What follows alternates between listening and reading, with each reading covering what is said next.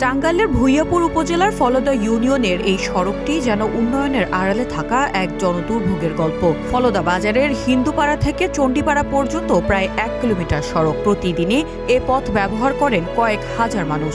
কিন্তু এই সড়কে অল্প বৃষ্টিতেই বিভিন্ন স্থানে তৈরি হয় গর্ত, জমে যায় পানি এবং পুরো সড়ক জুড়ে সৃষ্টি হয় কাদা ও পিচ্ছিলতা। জনপ্রতিনিধিরা বারবার আশ্বাস দিলেও মেলেনি এর কোনো স্থায়ী সমাধান। অতিবৃষ্টিতে কোথাও কোথাও পানির নিচে তলিয়ে যায় সড়কের অংশ। ফলে যানবাহন তো দূরের কথা, হেঁটে চলাও হয়ে পড়ে কঠিন। বাড়িঘরের নির্মাণ সামগ্রী আনার ক্ষেত্রেও পড়তে হচ্ছে বিপাকে। সড়কে যানবাহন প্রবেশ করতে না পারায় অতিরিক্ত শ্রমিক দিয়ে রড, সিমেন্ট ও বালু বহন করতে হচ্ছে। বৃষ্টি হলে রাস্তায় কাদা বেঁধে যায়, আমরা কাজ করতে পারি না, ভ্যানেল আসতে চায় না। আর যেহেতু আমাদের কষ্ট হয়, যদি বৃষ্টি হয় 2-1 দিনে কাদা বেঁধে যায়। আর মাথায় সিমেন্ট গুলা, রড বালুগুলো, সিমেন্ট গুলো আমাদের মাথায় আনতে হয়, আমাদের অনেক কষ্ট হয়। সবচেয়ে বেশি দুর্ভোগে পড়েছেন শিক্ষার্থীরা। কাদা পিচ্ছিল পথে বিদ্যালয়ে যেতে গিয়ে প্রায় নষ্ট হচ্ছে পোশাক ও বই খাতা। কখনো পড়ে গিয়ে আহত হওয়ার ঘটনাও ঘটছে। বৃষ্টি হলে এই রাস্তা একদম কাদা হয়ে যায়, তখন আমরা স্কুলে যেতে পারি না এবং কিছু কিছু সময় আমরা বই খাতা নিয়ে এখান দিয়ে স্কুলে যেতে সময় পড়ে যায় এবং আমাদের স্কুলে যেতে দেরি হয়, এতে আমরা নিয়মিত ক্লাস করতে পারি না। শুধু শিক্ষা নয়, কর্মস্থলে যাওয়া, চিকিৎসা সেবা নেওয়া কিংবা মৃত ব্যক্তির সৎকার, সব ক্ষেত্রে বাধা হয়ে দাঁড়িয়েছে সড়কটি।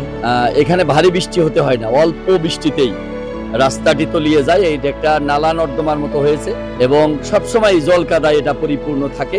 এখানে যারা বয়োজ্যেষ্ঠ নাগরিকরা আসে, বিশেষ করে আমাদের শিশুরা, তাদের যাতায়াত খুবই কষ্ট এবং যারা মৃত্যুবরণ করেন তাদের মরদেহ সেই কবরস্থান বা শ্মশান ঘাটে যে যাতায়াত করাটা, সেটা খুবই কষ্টসাধ্য। তা আমি একজন নাগরিক হিসাবে যেটা প্রত্যাশা করি যে সরকার খুব দ্রুততার সঙ্গে এই রাস্তাটি একটি পুনর্নির্মাণ বা সংস্কার করে জনসাধারণের ব্যবহারের উপযোগী করবে, এটা আমার প্রত্যাশা। এই পোলাপান স্কুলে যাইতে পারে না, মানুষ বুড়া দ্বারা মানুষ হাঁটতে পারে না।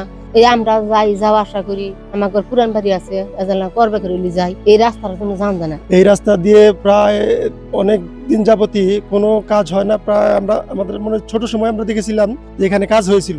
এখানে এমন একটা অবস্থা যে বর্ষা আসলেই মানুষের হাঁটুর উপরে কাপড় তুলে তারপর যেতে হয়। এখানে ভ্যান কিংবা গাড়ি কোনো কিছুই এই বর্ষা মাসে আনা সম্ভব না।